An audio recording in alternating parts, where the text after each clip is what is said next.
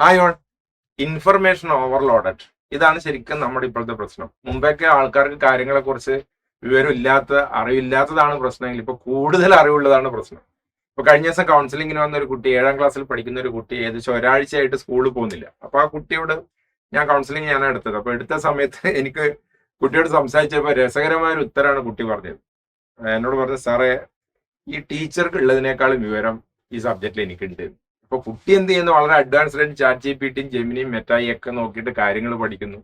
അങ്ങനെ പഠിച്ചു കഴിഞ്ഞിട്ട് കുട്ടി ക്ലാസ്സിലേക്ക് പോകുന്ന സമയത്ത് കമ്പയർ ചെയ്യണം, ടീച്ചറെക്കാളും വിവരം എനിക്കുണ്ടെന്നാണ് കുട്ടിയുടെ ഒരു അസംഷൻ. അത് തെറ്റാണെന്ന് വരുത്തി തീർക്കാൻ ഞാൻ എടുത്ത 1 മണിക്കൂറാണ്. അപ്പൊ കാര്യത്തിലേക്ക് കിടക്കാം. ഇൻഫർമേഷൻ ഓവർലോഡഡ് എന്തിനെ കുറിച്ച്? നീറ്റ് 2026 കട്ട് ഓഫ് അല്ലെ, കൗൺസിലിംഗ്, അലോട്ട്മെന്റ്, ഇനി എന്താണ് ചെയ്യേണ്ടത്, ഇതൊക്കെ ഒരുപാട് പ്രാവശ്യം ഒരുപാട് വീഡിയോസ് നിങ്ങൾ കാണുന്നുണ്ട്. പക്ഷെ എന്നാലും സംശയത്തിന് ഒരു കുറവില്ല എന്ന് പറയുമ്പോഴാണ് ഞാൻ പറഞ്ഞ ഇൻഫർമേഷൻ ഓവർലോഡഡ് ആണ്. ആവശ്യത്തിലധികം വിവരങ്ങൾ ബ്രെയിനിലുണ്ട്. അവിടെ ഒരു കുഞ്ഞു വീഡിയോ ആണ്. എസെൻഷ്യൽ ആയിട്ട് അറിഞ്ഞിരിക്കേണ്ട എല്ലാ കാര്യങ്ങളും ഈ വീഡിയോ ഒന്ന് കിട്ടും. ഓക്കെ, നേരെ നമുക്ക് വീഡിയോയിലേക്ക് പോവാം. അപ്പോൾ നമുക്ക് സാധാരണ ചെയ്യുന്നത് പോലെ തന്നെ നമുക്ക് ആദ്യം നമുക്ക് കട്ട് ഓഫിന്റെ കാര്യങ്ങൾ ഒന്നും കൂടെ ഒന്ന് നോക്കാം. കാണാൻ പറ്റും എന്നാണ് പ്രതീക്ഷിക്കുന്നത്. ഓക്കെ, കാണുന്നുണ്ടല്ലോ അല്ലെ? സെറ്റ് അല്ലേ? ഓക്കെ, കട്ട് ഓഫിന്റെ കാര്യങ്ങൾ ഒന്നും കൂടെ നോക്കുന്ന സമയത്ത് ഒന്ന് സെറ്റ് ചെയ്യാനാണ് ബുദ്ധിമുട്ട്. ഓക്കെ, ശരി മക്കളെ, കട്ട് ഓഫിന്റെ കാര്യങ്ങൾ നോക്കുന്ന സമയത്ത് ആദ്യം നമ്മൾ നോക്കേണ്ടത് നമുക്ക് ടോപ്പ് കോളേജുകൾ കിട്ടാനുള്ള മാർക്ക് ഉണ്ടോ എന്ന് നോക്കണം. പിന്നെ ഞാൻ ഈ പല പ്രാവശ്യം നിങ്ങളോട് പറഞ്ഞാണ്, ഓൾറെഡി ചില കാര്യങ്ങൾ ചെയ്തു കഴിഞ്ഞാൽ പിന്നെ നമുക്കുള്ള ഓപ്ഷൻ എന്താ? ചില ആൾക്കാർ ചില കാര്യങ്ങൾ ചെയ്തു കഴിഞ്ഞാൽ അതിനെക്കുറിച്ച് ആലോചിച്ച് വിലപിക്കും അല്ലെ. നമ്മളൊരു കാര്യത്തിൽ പരാജയപ്പെട്ട് കഴിഞ്ഞാൽ നെക്സ്റ്റ് എന്താണ്? അപ്പൊ അതിൽ ശരിക്കും they live in the present എന്ന് പറഞ്ഞാൽ അതുകൊണ്ട് തന്നെയാണ്. ശരി, നിങ്ങൾ ഭയങ്കരമായിട്ട് അധ്വാനിച്ചു, നല്ല രീതിയിൽ വർക്ക് ചെയ്തു, പക്ഷെ നിങ്ങൾക്ക് റിസൾട്ട് കുറച്ച് മോശമായി, അത് ആക്സെപ്റ്റ് ചെയ്യാം. ഈ psychology acceptance and commitment therapy എന്ന് പറഞ്ഞ തെറാപ്പി തന്നെ ഉണ്ട്. അതിൽ ചെയ്യുന്നതാണ് നമ്മൾ കാര്യങ്ങളെ ആക്സെപ്റ്റ് ചെയ്യുക. അത് നമ്മൾ ഇനി എന്താ ചെയ്യാൻ വേണ്ടി പറ്റുന്നത്? Live in the present. അങ്ങനെ നോക്കുന്ന സമയത്ത് ആദ്യം ചെയ്യേണ്ടത് എന്താ? ടോപ്പ് കോളേജിൽ കിട്ടാനുള്ള മാർക്ക് ഉണ്ടോ എന്ന് നോക്കുക. ഇതാണ് ഫസ്റ്റ് ചെയ്യേണ്ടത്. ഇപ്പൊ ഫസ്റ്റ് ചെയ്യേണ്ടത് ഈ റിസൾട്ട് വന്നതിന് ശേഷം അല്ലെ, do you have the eligibility to get admission in top colleges എന്നാണ് നോക്കേണ്ടത്. അപ്പൊ നിങ്ങൾക്കറിയാം, എയിംസിലൊക്കെ കിട്ടണമെങ്കിൽ, ജിപ്പറിൽ കിട്ടണമെങ്കിൽ, AFMCയിൽ കിട്ടണമെങ്കിൽ, മറ്റുള്ള എയിംസിൽ കിട്ടണമെങ്കിൽ റാങ്ക് റേഞ്ചിന്റെ ഏകദേശം ധാരണ പല വീഡിയോസിനായിട്ട് കിട്ടിയിട്ടുണ്ടാവും. എന്നാൽ ജസ്റ്റ് അപ്രോക്സിമേറ്റ് ആണ്, അലോട്ട്മെന്റ് തുടങ്ങിയിട്ടില്ല. ഒരു 700-715 ഒക്കെയാണ് എയിംസിൽ ഡൽഹിയിലൊക്കെ കണക്കാക്കുന്നത്. നിങ്ങൾക്കറിയാം, എയിംസ് ഡൽഹിനെ പറ്റി പറയേണ്ട ആവശ്യമില്ല അല്ലെ. ജിപ്പർ ഒക്കെ ആണെങ്കിൽ 680, 700. AFMC പൂനെ ആണെങ്കിൽ 620 + 650. അവിടെ നിങ്ങൾക്ക് ഫൈനൽ അഡ്മിഷൻ, അതിൽ ഒരുപാട് ഇന്റർവ്യൂ, അതുപോലെ തന്നെ ഒരുപാട് പ്രൊസീജിയേഴ്സ് കടന്നു പോയിട്ടാണ്. എന്നാലും ഒരു 650 വരെയൊക്കെ നമുക്കത് നോക്കാം. മറ്റുള്ള എയിംസുകളിലാണെങ്കിൽ 660, 690 നമ്മൾ കണക്കാക്കുന്നത്. ആദ്യം നോക്കേണ്ടത്, നമ്മൾ ഓരോ കടമ്പകളായിട്ട് പോവാണ്, ഓരോ സ്റ്റെപ്പുകളായിട്ട് പോവാണ്. ഈ സംഗതി കിട്ടാൻ എലിജിബിലിറ്റി ഉണ്ടോ നോക്കാം. ഉണ്ടെങ്കിൽ മാത്രമേ നിന്നാൽ മതിയല്ലോ, ഇല്ല നമ്മൾ അടുത്ത സ്റ്റെപ്പിലേക്ക് പോകാം. അപ്പൊ ഇത് ഫസ്റ്റ് നോക്കുക. കാരണം ഇതിനുള്ള ഒരു എലിജിബിലിറ്റി ഉണ്ടെങ്കിൽ തീർച്ചയായിട്ടും അതിനനുസരിച്ച് ഓപ്ഷൻസ് കൊടുക്കണം. അപ്പൊ ഫസ്റ്റ് ഞാൻ പറഞ്ഞു, ടോപ്പ് കോളേജുകളിൽ കിട്ടാനുള്ള മാർക്ക് നിങ്ങൾക്കുണ്ടോ? ഉത്തരം പറഞ്ഞാൽ ഉണ്ടോ ഇല്ലയോ? ഉണ്ട് എന്നാണെങ്കിൽ, ഇല്ല എന്നാണെങ്കിൽ വിഷമിക്കേണ്ട ആവശ്യമില്ല, അടുത്ത സ്റ്റെപ്പിലേക്ക് പോകും. ഓക്കെ, അടുത്ത സ്റ്റെപ്പ് എന്ന് പറയുന്ന സമയത്ത് നമ്മുടെ അടുത്ത സ്റ്റെപ്പ് എന്ന് പറഞ്ഞാൽ 560ന്റെ കണക്കാണ്. 560 പോരട്ടെ. എന്താ 560 പോരട്ടെ എന്ന് പറയുന്നത്? ഒരു 560 കാണുന്നുണ്ട് വലുതായിട്ട്.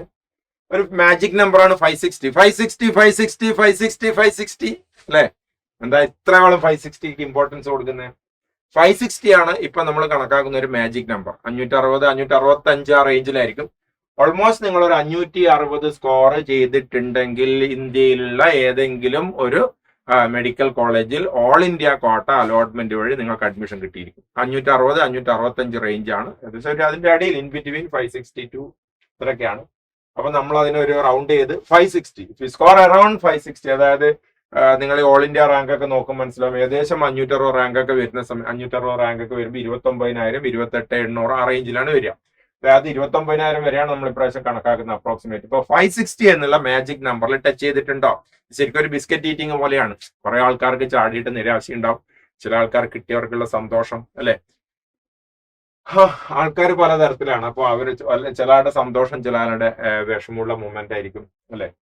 ഇപ്പൊ സാധാരണ രീതിയിൽ ഞാൻ കഴിഞ്ഞ ദിവസം ഒരു ചെറിയൊരു കാര്യം പറഞ്ഞോണ്ട് ഇതന്നെ പറയുന്ന സമയത്ത് ഒരു മടുപ്പുണ്ടാവില്ല. ശബരിമല പോയിട്ടുണ്ടായിരുന്നു. ശബരിമല പോയിട്ട് വരുന്ന സമയത്ത് നമ്മൾ അവിടെ ഒരു ഭയങ്കര ഒരു സൈക്കോളജിക്കൽ ആയിട്ടുള്ള, നമ്മൾ പിന്നെ ഈ ഒരു ഫീൽഡിലായതുകൊണ്ട് അത് തന്നെ ഇപ്പൊ ആലോചിച്ചുകൊണ്ടിരിക്കും, ഒരു ഭയങ്കര സൈക്കോളജിക്കൽ എഫക്റ്റ് ഉണ്ട് അവിടെ ഒരു കാര്യത്തിന്. എന്താ അറിയോ? നമ്മള് ഈ മലയൊക്കെ കയറി അവിടെ എത്തി താഴത്തേക്ക് ഇറങ്ങി ചെല്ലുന്ന സമയത്ത് ആൾക്കാർ കയറി വരുന്നുണ്ടാവും. അപ്പൊ നമ്മള് താഴത്തേക്ക് ഇറങ്ങി പോകുന്നു, അവര് കയറി വരുന്നു, നമ്മളിതൊക്കെ കഴിഞ്ഞ് തിരിച്ചു പോവാണ്. ഇവിടെ ഒരു മൊമെന്റ് ഉണ്ട്, ഈ രണ്ടുപേരും തമ്മിൽ കണ്ടുമുട്ടുന്ന ഒരു മൊമെന്റ് ഉണ്ട്. അവരുടെ ഏറ്റവും വലിയ കയറ്റാണ് നമ്മുടെ ഏറ്റവും വലിയ താഴ്ച.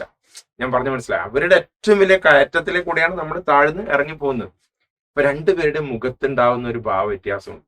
അപ്പോ ഇതൊക്കെ സ്വാഭാവികമാണ്. എല്ലാ മനുഷ്യർക്കും ഒരേപോലെ ആവില്ല സമയം, എല്ലാവരുടെയും ലൈഫ് ഒരേപോലെ ആവില്ല. അപ്പോൾ നിരാശനെ കൊണ്ട് കാര്യമൊന്നുമില്ല. വീണ്ടും കയറ്റങ്ങൾ വരും, ഇറക്കങ്ങൾ വരും, അല്ലെ? ഞാൻ പെട്ടെന്ന് ആ ഒരു മൂവ്മെന്റ് ഓർമ്മിച്ചപ്പോൾ പറഞ്ഞതാ. അപ്പൊ 560 എന്നുള്ള മക്കളെ, 560 എന്നുള്ള ഒരു മാജിക് നമ്പറിൽ നിങ്ങൾ ടച്ച് ചെയ്തിട്ടുണ്ടോ? ഇല്ല എന്നാണെങ്കിൽ നമുക്ക് മുന്നോട്ട് പോവാം. ഉണ്ടെങ്കിൽ സെറ്റ്. ഈ വർഷം നിങ്ങൾക്ക് ഓൾ ഇന്ത്യ, അതായത് MCC, അതിന്റെ ഡീറ്റെയിൽസ് ഞാൻ പിന്നീട് പറഞ്ഞുതരാം. ഇതിൽ തന്നെ പറയുന്നുണ്ട് MCC allotment, all India allotment പ്രകാരം ഏതെങ്കിലും ഒരു കോളേജിൽ ഇന്ത്യയിൽ എവിടെയെങ്കിലും അഡ്മിഷൻ കിട്ടും. ഇന്ത്യയിൽ എവിടെയെങ്കിലും, അവിടെ ഒരു ക്ലോസ് ഉണ്ട്, ഇന്ത്യയിൽ എവിടെയെങ്കിലും. അപ്പൊ എന്ത് ചെയ്യണം? പരമാവധി ഓപ്ഷൻ കൊടുക്കണം. കേരളത്തിൽ മാത്രം കൊടുത്ത് അല്ലെങ്കിൽ കർണാടകത്തിൽ മാത്രം കൊടുത്തിട്ട് SP നിങ്ങളല്ല പറഞ്ഞത് നിങ്ങൾ 560 കിട്ടിയാൽ കിട്ടുന്നു, 560 കിട്ടിയാൽ കിട്ടുന്നു. ഞാൻ പറഞ്ഞത് കണ്ടീഷനിലാണ്. അത് ഇന്ത്യയിൽ മാക്സിമം നിങ്ങൾ ഓപ്ഷൻ കൊടുക്കണം. ഓക്കെ, അപ്പൊ ഇതുണ്ടോ എന്നാണ് അടുത്ത് നോക്കേണ്ടത്. ക്ലിയർ ആയോ? ഓക്കെ, ഇനി നമ്മൾ അടുത്തതിലേക്ക് പോവാം. അടുത്തതിലേക്ക് പോകുന്ന സമയത്ത് നമുക്ക് ഇനി ആരെയാണ് നമുക്ക് നോക്കണ്ടേ? ഇനി നമുക്ക് കേരളത്തിലേക്ക് വരാം, അല്ലെ? കേരളത്തിലേക്ക് വരാം. ശരി. അപ്പൊ ഈ കേരളത്തിലേക്ക് വരുന്ന സമയത്ത് നമുക്കൊരു 590, 595, അല്ലെ? നമുക്ക് കേരള ഒരു അലോട്ട്മെന്റിന്റെ കാര്യം പറയുകയാണെങ്കിൽ, ഇത് പ്ലസ്, ഈ പ്ലസ് ശരിക്കും വലിയൊരു പ്ലസ് ആണ് കേട്ടോ. പ്ലസിന്റെ വലിപ്പം ഓരോ ദിവസം കഴിഞ്ഞാൽ കൂടി പോവാണ്.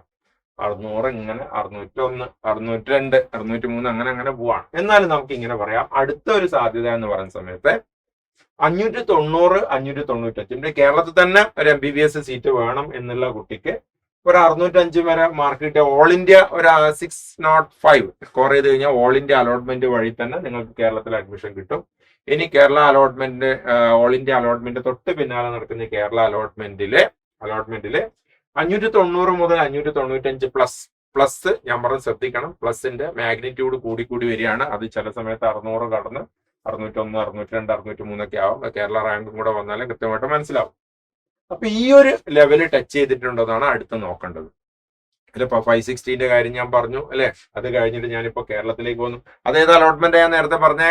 All India allotment. അത് കഴിഞ്ഞ് കേരളത്തിലേക്ക് വന്ന് കേരള ഗവൺമെന്റ് CEന്റെ കമ്മീഷൻ ഓഫ് എൻട്രൻസ് എക്സാമിനേഷൻ നടത്തുന്ന അലോട്ട്മെന്റ് പ്രകാരം 590, 595 പ്ലസ് ആ കാറ്റഗറിയിലേക്ക് വന്നിട്ടുണ്ട്. കേരളത്തിൽ തന്നെ നിങ്ങൾക്ക് കേരള അലോട്ട്മെന്റ് വഴി ഒരു MBBS സീറ്റ് കിട്ടും. അപ്പൊ അങ്ങനെ MBBS സീറ്റ് കിട്ടിയ നിസാരമായ ഫീസാണ്. ഓൾമോസ്റ്റ് 25,000 റുപ്പീസ് ഒരു വർഷം കൊടുത്തു കഴിഞ്ഞാൽ അതിമനോഹരമായ ക്യാമ്പസ് കോഴിക്കോട് മെഡിക്കൽ കോളേജ്, അല്ലെ Thiruvananthapuram medical college, Kottayam medical college. ഞാൻ താമസിക്കുന്നതിന്റെ തൊട്ടടുത്താണ് കോഴിക്കോട് മെഡിക്കൽ കോളേജ്. ആ ഒരു ക്യാമ്പസിലേക്കൊക്കെ ആദ്യമായിട്ട് വരുന്ന കുട്ടികളെയും പാരന്റ്സിനും സന്തോഷം. ശരിക്കും ആ ഒരു ഇൻസ്പിറേഷൻ നമുക്ക് മൈൻഡിൽ ഉണ്ടോ എന്ന് നമ്മൾ നേടും.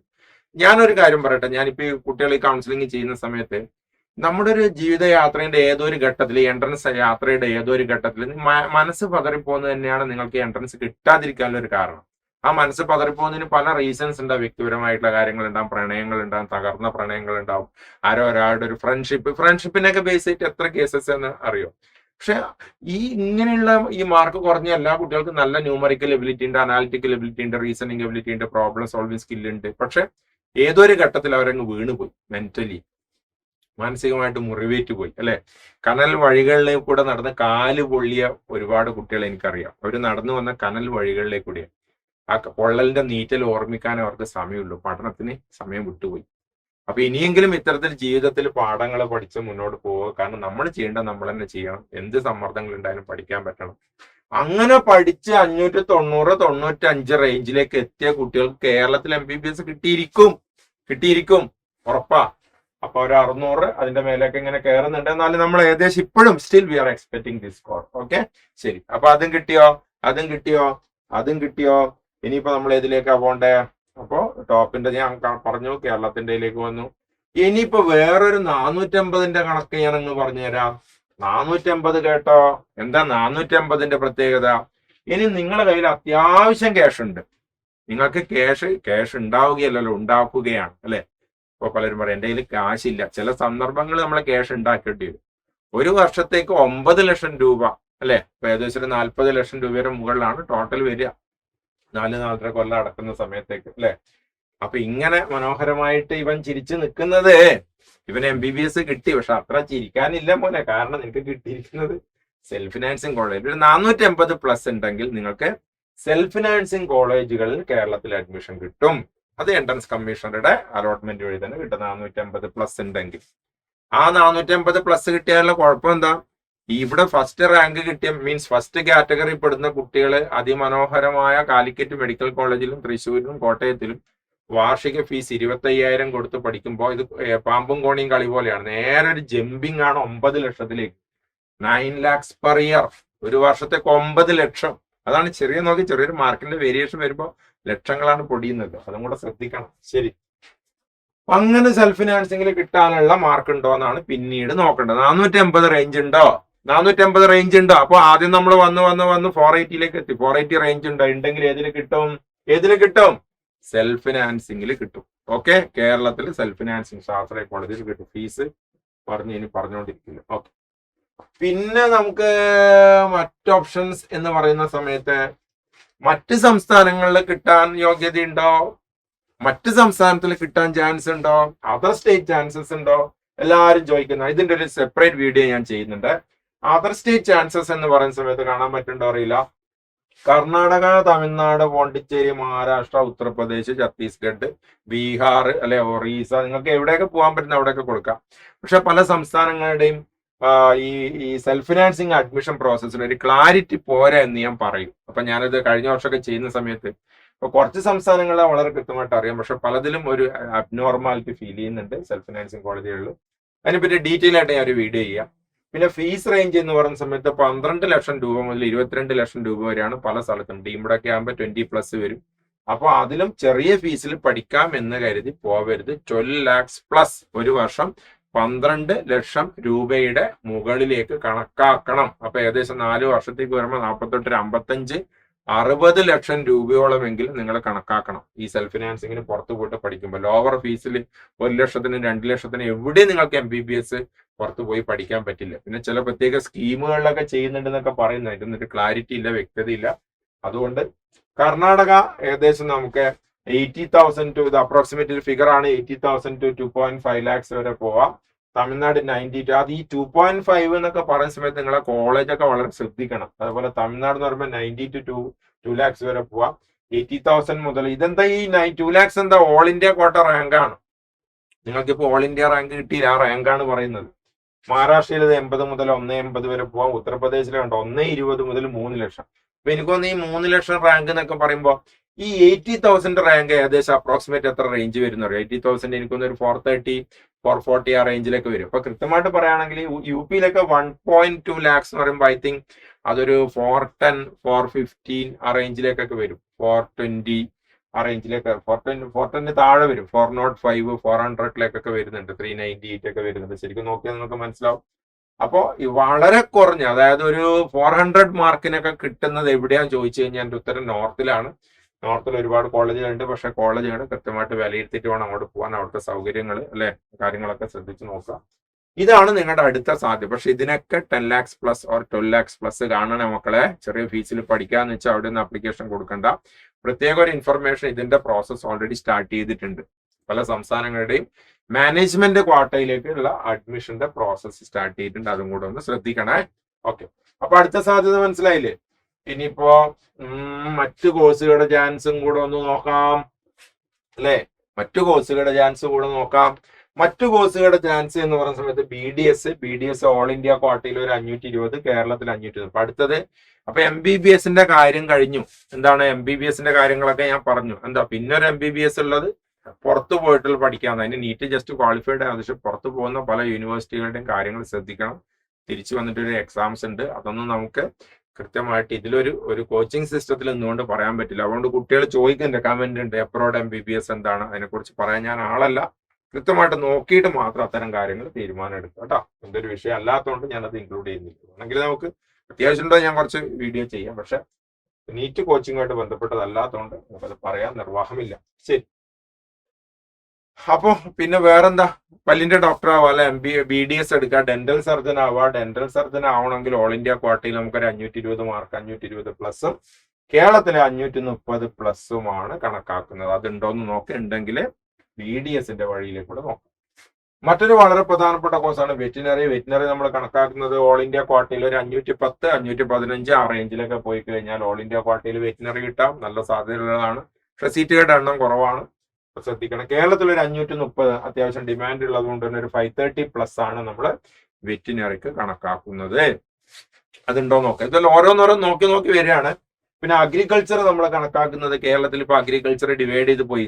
ഇപ്പൊ കേരളത്തിന്റെ പുറത്ത് നമുക്ക് നീറ്റ് സ്കോർ വഴി അഗ്രികൾച്ചർ പോകാനും ബുദ്ധിമുട്ടാണ്. അവിടെ എല്ലാം CUET സ്കോറാണ് എടുക്കുന്നത്. കേരളത്തിൽ അഗ്രികൾച്ചർ ഒരു 510 പ്ലസ്, 510 പ്ലസ് ഒരു 505 മുതലൊക്കെ നമുക്ക് എക്സ്പെക്ട് ചെയ്യാം കേട്ടോ. ഡീറ്റെയിൽ ആയിട്ടുള്ള വീഡിയോ അഗ്രികൾച്ചറിന് വരുന്നുണ്ട്, അത് നോക്കാം.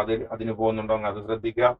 പിന്നെ നമുക്ക് ആയുർവേദ ഒരു 480 പ്ലസ് ഒക്കെ ഉണ്ടെങ്കിൽ ഒരു ആയുർവേദ നമുക്ക് നോക്കാം. അല്ല, ആയുർവേദ ഒക്കെ നല്ല ഡിമാൻഡിങ് ആയിട്ട് വരുന്നുണ്ട്.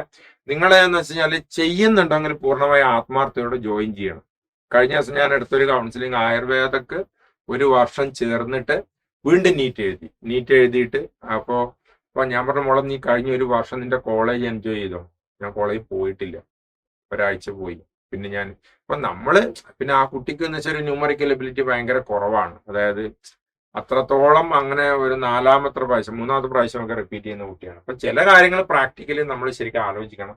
ശരിക്കും ആ കുട്ടിക്ക് ആയുർവേദം ഓൾറെഡി അഡ്മിഷൻ കിട്ടി, ആ ക്യാമ്പസ് എൻജോയ് ചെയ്യുക, പുതിയ സൗഹൃദങ്ങൾ എൻജോയ് ചെയ്യുക. അവിടുത്തെ ആയുർവേദത്തിന് ഡിമാൻഡ് ഇല്ല എന്ന് നമ്മൾ പറയാൻ പറ്റില്ല. ആ രീതിയിൽ നമ്മൾ പ്ലാൻ ചെയ്യണം അടുത്ത എന്താണെന്നുള്ളത്. അങ്ങനെ 2 ദിവസം പറഞ്ഞു ഒരു കേസ് വരുന്ന സമയത്ത് പറയുന്നത്. ഹോമിയോ ചെയ്യാൻ പറ്റാണ്. 460 പ്ലസ് ഒക്കെ കിട്ടിയ കേരളത്തിൽ നിങ്ങൾക്ക് ഹോമിയോ പഠിക്കാം. പിന്നെ ഫോറസ്ട്രി, ഫിഷറീസ്, ഇത്തരം കാര്യങ്ങളൊക്കെ ഒരു 460 പ്ലസ് തന്നെയാണ് നമ്മൾ കണക്കാക്കുന്നത്. ഇത്തരം അതായത് മെഡിക്കൽ അലൈഡ് കോഴ്സുകൾക്ക് പോകുന്നുണ്ടോ എന്ന് ശ്രദ്ധിക്കുക. അങ്ങനെ പോകുന്നുണ്ടോങ്കിൽ നിങ്ങളുടെ റാങ്ക് റേഞ്ച് ഇതും കമ്പയർ ചെയ്തിട്ട് ഇത് പറ്റും എന്നുള്ള കാര്യം കൂടെ നോക്കുക. അപ്പൊ ഓരോന്നോരോന്നായിട്ട് ഞാൻ ഫിനിഷ് ചെയ്ത് വരികയാണ്. അപ്പൊ ഇത് മനസ്സിലായല്ലോ. അപ്പൊ ഇനി ആണ് വളരെ പ്രധാനപ്പെട്ട ഒരു കാര്യം. അപ്പോ നേരത്തെ പറഞ്ഞ കാര്യം ഞാൻ ഒന്നും കൂടെ കൃത്യമായിട്ട് ഞാൻ പറയാണ്. ഓൾ ഇന്ത്യ കോട്ട നോക്കാം, കേരള നോക്കാം, കേരള സെൽഫ് ഫിനാൻസിങ് നോക്കുക. ക്ലിയർ അല്ലേ? ഓൾ ഇന്ത്യ കോട്ട ചെക്ക് ചെയ്യുക, കേരള കിട്ടാനുള്ള മാർക്ക് ഉണ്ടോ നോക്കുക, അല്ലെങ്കിൽ കേരള സെൽഫ് ഫിനാൻസിങ് കിട്ടാനുള്ള മാർക്ക് ഉണ്ടോ നോക്കുക. അതർ സ്റ്റേറ്റ് തമിഴ്നാട്, കർണാടക, ആന്ധ്ര, ഈ പറഞ്ഞിരിക്കുന്ന ഛത്തീസ്ഗഡ്, ബീഹാർ, UP ഒക്കെ പോകുന്നുണ്ടെങ്കിൽ 12 ലക്ഷത്തിന്റെ മുകളിൽ അത് പറ്റുമോ നോക്കുക. അടുത്ത ചാൻസ് എന്ന് പറയുന്നത് അലൈഡ് കോഴ്സസ് പറ്റുമോ നോക്കുക. ഇതിനൊക്കെ കൃത്യമായിട്ട് ഞാൻ പറഞ്ഞിട്ടുണ്ട് ഇതിൽ മാർക്ക് അത്ര വേണമെന്നില്ല. അപ്പൊ അത് വെച്ചിട്ട് ഒരു ഐഡി ഉണ്ടാക്കുക. എന്നിട്ട് ബാക്കി അടുത്ത ഓരോ വീഡിയോസ് ആയിട്ട് അതിന്റെ ഡീറ്റെയിൽ നമുക്ക് ചെയ്യാം. ഓക്കെ, ഇത് കാണുന്നുണ്ടല്ലോ അല്ലെ? ചെറിയ ലെറ്റേഴ്സ് ആണ്, കാണാൻ പറ്റുമെന്ന് അറിയില്ല. 12 വിവിധ സ്റ്റെപ്പുകള്. Next steps. ഈ വീഡിയോന്റെ ക്യാപ്ഷൻ നിങ്ങൾ കണ്ടിട്ടുണ്ട്, തംബ്നെയിൽ കണ്ടിട്ടുണ്ട്. എന്താ തംബ്നെയിൽ അല്ലെ? അലോട്ട്മെന്റ് കൺഫ്യൂഷൻ, പിന്നെ അതേപോലെ തന്നെ ലാസ്റ്റ് റാങ്കിന്റെ കൺഫ്യൂഷൻ, അല്ലെങ്കിൽ ഈ പറഞ്ഞിരിക്കുന്ന കട്ട് ഓഫിന്റെ കൺഫ്യൂഷൻ, പിന്നെ നെക്സ്റ്റ് സ്റ്റെപ്സ് എന്തൊക്കെയാ വേണ്ടതെന്നാണ് ഞാൻ പറയുന്നത്. മക്കളെ, നെക്സ്റ്റ് സ്റ്റെപ്സ് എന്ന് പറയുമ്പോൾ ആദ്യമായിട്ട് ശ്രദ്ധിക്കേണ്ടത് നമുക്ക് ഏറ്റവും ഇമ്പോർട്ടന്റ് ആയിട്ടുള്ള 2 ഡോക്യുമെന്റ് ഡൗൺലോഡ് ചെയ്ത് വെക്കുക എന്നുള്ളതാണ്. പലപ്പോഴും ഈ ഹോൾ ടിക്കറ്റ് പല ഘട്ടങ്ങൾ ആവശ്യം വരും. പലപ്പോഴും അഡ്മിഷന് പോകുന്ന സമയത്ത് ഹോൾ ടിക്കറ്റ്, അഡ്മിറ്റ് കാർഡ് ചോദിക്കുന്നത്. അതുകൊണ്ട് അഡ്മിറ്റ് കാർഡും അതേപോലെ തന്നെ നിങ്ങളുടെ സ്കോർ കാർഡും കൃത്യമായിട്ട് ഡൗൺലോഡ് ചെയ്ത് വെക്കുക എന്നുള്ളതാണ്.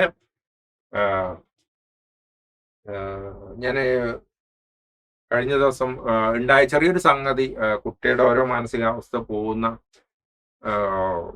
ഒരവസ്ഥയാണ്. കഴിഞ്ഞ ദിവസം ഒരു കുട്ടിയും പാരന്റും വന്നിട്ട് കുട്ടി പറയാണ് എൻ്റെ റാങ്ക് ഇത്രയാണ് എന്ന്. കുട്ടി റാങ്ക് ഇത്രയാണെന്ന് പറഞ്ഞ സമയത്ത് കുട്ടി അതിൽ ചെറിയൊരു തിരുത്തൽ വരുത്തുകയാണ് ഇതിലാ സ്കോർ കാർഡിൽ. അപ്പൊ പാരന്റിനെ വിശ്വസിപ്പിക്കാൻ വേണ്ടിയിട്ട് കുട്ടി തിരുത്ത. ഈ പാരന്റിനൊന്നും അറിയില്ല, അധികം വലിയൊരു നോളജ് ഇല്ലാത്തൊരു മനുഷ്യന്.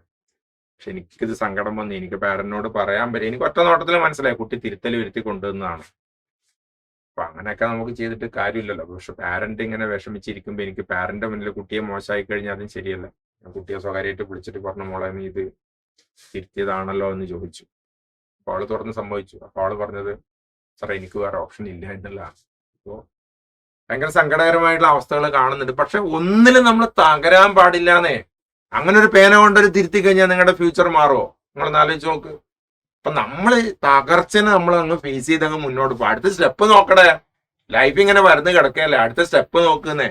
ഇനി പറ്റുകയാണെങ്കിൽ ഒരു പ്രാവശ്യം കൂടി ചെയ്യാം, അല്ല വേറെ കോഴ്സ് നോക്കിയിട്ട് ചെയ്യാം. ലൈഫ് ഇത് കിട്ടാത്തതുകൊണ്ട് ജീവിതം തകർന്നു പോകേണ്ട അങ്ങനത്തെ ഒരു അവസ്ഥയില്ല. പക്ഷെ അങ്ങനത്തെ കാര്യങ്ങൾ ചെയ്യാതിരിക്കുക പ്ലീസ്. അപ്പൊ തിരിച്ചു വരിക. അപ്പൊ നമ്മുടെ ഹോൾ ടിക്കറ്റും പിന്നെ സ്കോർ കാർഡും എടുത്ത് സൂക്ഷിച്ചു വെച്ചു. ഒരു പ്രിന്റ് ഔട്ട് എടുത്ത് സൂക്ഷിച്ചു വെക്കണം കേട്ടാ, പ്രിന്റ് ഔട്ട് സൂക്ഷിച്ചു വെക്കണം. ഓക്കെ. പിന്നെ അതേപോലെ തന്നെ ഒരു നിങ്ങളുടെ ഫോണിലോ മെയിലിലോ അയച്ച് അതിന്റെ ഒരു കോപ്പി ഇടുകയും ചെയ്യുക. ഓക്കെ. രണ്ടാമതെന്ന് വെച്ചാൽ ഓപ്ഷൻ ലിസ്റ്റ് പ്രിപ്പയർ ചെയ്യണം. അതായത് നിങ്ങളുടെ റാങ്ക് അനുസരിച്ച് ഓപ്ഷൻ ലിസ്റ്റ് ഉണ്ടാക്കി വെച്ചോ. എന്താ ഓപ്ഷൻ ലിസ്റ്റ്? 2 ഓപ്ഷൻ ലിസ്റ്റ് ഉണ്ടാക്കണം. അതിന് രണ്ടും ഞാൻ ഹെൽപ്പ് ചെയ്യാം. അടുത്ത എന്റെ വീഡിയോ അതാണ്, എങ്ങനെയാണ് ഓപ്ഷൻ ലിസ്റ്റ് തയ്യാറാക്കുക. ഒന്ന് ഓൾ ഇന്ത്യ ഓപ്ഷൻ ലിസ്റ്റ് എങ്ങനെ തയ്യാറാക്കാം, നെക്സ്റ്റ് വീഡിയോ വരുന്നുണ്ട്. കേരള ഓപ്ഷൻ ലിസ്റ്റ് എങ്ങനെ തയ്യാറാക്കാം. അപ്പൊ അത് എന്റെ വീഡിയോനെ കാണുന്നില്ല, നമ്മുടെ സൈലത്തിന്റെ വീഡിയോനെ കാണുന്നില്ല, ഇഷ്ടംപോലെ വേറെ വീഡിയോസ് ഉണ്ട്, അത് കാണാം, നോക്കുക, സെറ്റാക്കുക. മൂന്നാമത്തെ ഒരു പോയിന്റ്, നെക്സ്റ്റ് സ്റ്റെപ്പ് എന്ന് പറയുന്നത് wait for the MCC all India allotment. ആദ്യമായിട്ട് നടക്കുന്ന ഓൾ ഇന്ത്യ അലോട്ട്മെന്റ് ആണ്. എത്രയോ പ്രാവശ്യം പറഞ്ഞ രാജ്യത്തെ വിവിധ സംസ്ഥാനങ്ങളിലെ 15% സീറ്റുകളിലേക്കുള്ള അലോട്ട്മെന്റിനാണ് all India allotment. AIQ stand for all India quota, MCC allotment എന്ന് പറയുന്നത് അല്ലെ. ആ MCC അലോട്ട്മെന്റിന് വേണ്ടി കാത്തിരിക്കാൻ വരുന്ന ദിവസങ്ങളിൽ തന്നെ അതിന്റെ കൂടുതൽ നോട്ടിഫിക്കേഷൻ കാര്യങ്ങളൊക്കെ ഉണ്ടാവും, ശ്രദ്ധിക്കുക. ഓൾ ഇന്ത്യ ക്വാട്ടയിലുള്ള 15% സീറ്റുകളിൽ നിർബന്ധമായിട്ടും പാർട്ടിസിപ്പേറ്റ് ചെയ്യുക. കിട്ടുമോ ഇല്ലയോ എന്നുള്ള വേറെ കാര്യം. മിനിമം റേഞ്ച് ഒരു 400 മുകളിലൊക്കെ മാർക്കൊക്കെ ഉണ്ടെങ്കിൽ അത് പങ്കെടുത്ത് നോക്കാന്നേ, പങ്കെടുത്ത് നോക്കേ, ബാക്കി പിന്നെ നോക്കാം കേട്ടോ. അപ്പൊ അത് 4ാമത്തെ സ്റ്റെപ്പാണ് ശ്രദ്ധിക്കേണ്ടത്. 5ാമത്തെ സ്റ്റെപ്പ് എന്ന് പറയുന്നത് upload your roll number and application number in Kerala CE website. നമുക്ക് കേരള അലോട്ട്മെന്റിൽ പങ്കെടുക്കണം, വളരെ സുപ്രധാനമായ ഒരു കാര്യം ചെയ്യണം. കേരളത്തിന്റെ CE വെബ്സൈറ്റ് ഡേറ്റ് വന്നിട്ടില്ല, ഇപ്പൊ തന്നെ ചാടിക്കറി പോയിട്ട് ചെയ്യണ്ട, ഡേറ്റ് വന്നിട്ടില്ല, വെയിറ്റ് തിരക്കാക്കല്ല. കേരളത്തിന്റെ വെബ്സൈറ്റിൽ CE വെബ്സൈറ്റിൽ പോയിട്ട് നിങ്ങളുടെ റോൾ നമ്പർ അപ്ലിക്കേഷൻ നമ്പറും കൊടുക്കാനുണ്ട്. വരുന്ന ദിവസങ്ങളിൽ അതിന്റെ നോട്ടിഫിക്കേഷൻ ഉണ്ടാവും. Participate in Kerala allotment normally after first round of MCC allotment. ഈ പറഞ്ഞിരിക്കുന്ന സംഗതി ഉണ്ടല്ലോ MCC അലോട്ട്മെന്റ്, അത് 1ാമത്തെ ഘട്ടം കഴിയുമ്പോഴും കേരള അലോട്ട്മെന്റ് തുടങ്ങും. അതിലങ്ങ് പോയി പങ്കെടുക്കുക. പരമാവധി ഓപ്ഷൻ കൊടുത്ത് സെൽഫ് ഫിനാൻസിങ് നോക്കുന്നുണ്ടോ അങ്ങനെ അറിയാലോ, 9 ലക്ഷം രൂപ വരെ ഫീസ് നോക്കുന്നുണ്ട്, അതും കൂടി ചെയ്ത് ഓപ്ഷൻ കൊടുക്കാം.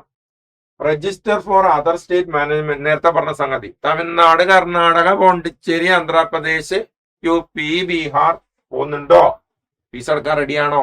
അങ്ങനെയാണെങ്കിൽ മാത്രം രജിസ്റ്റർ ചെയ്താൽ മതി കേട്ടോ. തമാശക്ക് നോക്കണ്ട, ഫീസ് ഇല്ലാണ്ട് നടക്കില്ല അവിടെ. ഫീസ് ഞാൻ നേരത്തെ പറഞ്ഞു. Register for other state management കോട്ട, ക്ലിയർ. നെക്സ്റ്റ് എന്ന് പറയുന്നത് get ready with your documents റെഡിയാക്കണം. എന്തൊക്കെ? നേരത്തെ കൊടുത്തിരിക്കുന്ന ഡോക്യുമെന്റ്സിന്റെ ഒക്കെ ഒറിജിനൽ വേണം. ഏതൊക്കെ? ഈ പറഞ്ഞിരിക്കുന്ന non creamy layer certificate, school certificate, 10th certificate, +2 certificate, Aadhaar card, കുറെ ഡോക്യുമെന്റ്സിന് അടുത്ത വീഡിയോ ഞാൻ ചെയ്യുന്നുണ്ട്, സെറ്റായിട്ട് അതൊന്ന് നോക്കി നോക്കുക.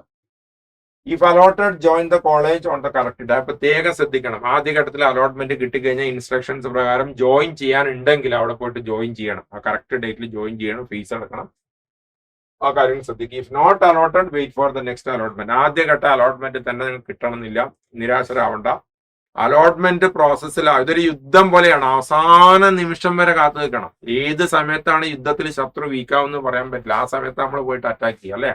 അതുപോലെ ഇത് അലോട്ട്മെന്റ് പ്രോസസ്സിൽ മിക്ക ആൾക്കാർ ഈ അലോട്ട്മെന്റ് പ്രോസസ്, ഞാനൊരു കാര്യം നിങ്ങളോട് പറഞ്ഞുതരാം. 23 ലക്ഷം ആൾക്കാർ ഈ നീറ്റ് പരീക്ഷ എഴുതി അതിൽ ക്വാളിഫൈഡ് ആൾക്കാരിൽ ഒരു എക്സാമ്പിൾ ഞാൻ പറയാം. 1 ലക്ഷം ആൾക്കാർ അലോട്ട്മെന്റിൽ പങ്കെടുത്താലും, ഒരു എക്സാമ്പിൾ പറയാണ്, 1 ലക്ഷം അല്ല പങ്കെടുക്കാൻ, 1 ലക്ഷം ആൾക്കാർ അലോട്ട്മെന്റ് പങ്കെടുത്താലും അതിലൊരു 45,000 50,000 ആൾക്കാരും 1 or 2 റൗണ്ട് ചെയ്യുമ്പോൾ അങ്ങ് ക്വിറ്റ് ചെയ്യും. വളരെ ചുരുക്കം ആൾക്കാരാണ് അവസാന റൗണ്ട് വരെ പൊരുതി നിൽക്കുന്നത്. എന്തായിട്ട് എവിടെ വേക്കന്റ് സീറ്റ് ഉണ്ടോ, ലാസ്റ്റ് മോക്കപ്പ് റൗണ്ട് വരുന്നുണ്ടോ, അല്ലെങ്കിൽ അവൈലബിൾ സീറ്റ്സ് ഉണ്ടോ എന്നൊക്കെ നോക്കി ലാസ്റ്റ് റൗണ്ടിൽ പൊരുതി നിൽക്കേ, ബാക്കി നോക്കാം കേട്ടോ. പിന്നെ സപ്പോസ് ഇതൊന്നും കിട്ടിയിട്ടില്ലെങ്കിൽ എന്ത് ചെയ്യുക? 2 അലോട്ട്മെന്റ് വരാണ്ട് Ayush allotment, all India veterinary allotment വരാണ്ട്. ആയുഷ് അലോട്ട്മെന്റ് എന്ന് പറയുന്നത് ഓൾ ഇന്ത്യ ലെവലിൽ ആയുർവേദ, ഹോമിയോ, സിദ്ധ ഇതിനൊക്കെ നടക്കുന്ന അലോട്ട്മെന്റ് ആണ്. അതിൽ പങ്കെടുക്കുക. അതും പിന്നെ അതിനൊക്കെ ശരിക്കും അവസാനം എത്ര സീറ്റാ വേക്കൻസി വരുന്നത് അതിലങ്ങ് പങ്കെടുക്കുക. പിന്നെ ഓൾ ഇന്ത്യ വെറ്റിനറി അലോട്ട്മെന്റ് ഉണ്ട്, അതിലും പങ്കെടുക്കുക. അപ്പൊ നിരാശരാവേണ്ട ഒരാവശ്യമില്ല. പിന്നെ ഞാനിപ്പോൾ ലാസ്റ്റ് 12ാമത്തെ ഒരു പോയിന്റ് പറഞ്ഞിട്ട് നിങ്ങൾക്ക് അത് വായിക്കാൻ പറ്റൂല. Always make a plan before participating in any allotment because it is not certain that you will get the seat if you don't have the required rank. അതായത് റിക്വയർഡ് റാങ്ക് ഇല്ലാത്ത, വളരെ വലിയ റാങ്ക് ഒന്നും കിട്ടാത്ത കുട്ടികൾ എപ്പോഴും അലോട്ട്മെന്റിൽ പങ്കെടുക്കുമ്പോൾ ഒരു ബി പ്ലാൻ ഉണ്ടാക്കണം. കാരണം ഇതിൽ കുറെ ഭാഗ്യമുണ്ട്, നമ്മുടെ റാങ്ക് ഒരു ഫാക്ടറാണ്. അതുകൊണ്ട് തന്നെ അമിതമായ പ്രതീക്ഷകളോട് പങ്കെടുക്കുക. എനിക്ക് എന്തായിട്ട് കിട്ടും എന്ന് വിചാരിച്ച് നിൽക്കുക. എപ്പോഴും പ്ലാൻ ബി ഉണ്ടാക്കുക. അപ്പൊ ഇത്തരത്തിലെ 12 സ്റ്റെപ്പുകളായിട്ട് മുന്നോട്ട് പോവാം. അപ്പൊ നമ്മുടെ അടുത്ത വീഡിയോസിന് വേണ്ടി കാത്തു നിൽക്കുക. അലോട്ട്മെന്റ് ലിസ്റ്റ് എങ്ങനെ തയ്യാറാക്കണം, പിന്നെ മറ്റ് സ്റ്റേറ്റ് ഓരോ സ്റ്റേറ്റ് ആയിട്ട് നമുക്ക് വേണമെങ്കിൽ ചെയ്യാം. അടിപൊളിയായിട്ട് നമുക്ക് വീഡിയോസിന് വേണ്ടി കാത്തു നിൽക്കുക. അപ്പൊ ഈ വീഡിയോ നിങ്ങൾക്ക് ഉപകാരപ്പെട്ടെന്ന് വിചാരിക്കുകയാണ്. ബാക്കി നമുക്ക് അടുത്ത വീഡിയോ കാണാം.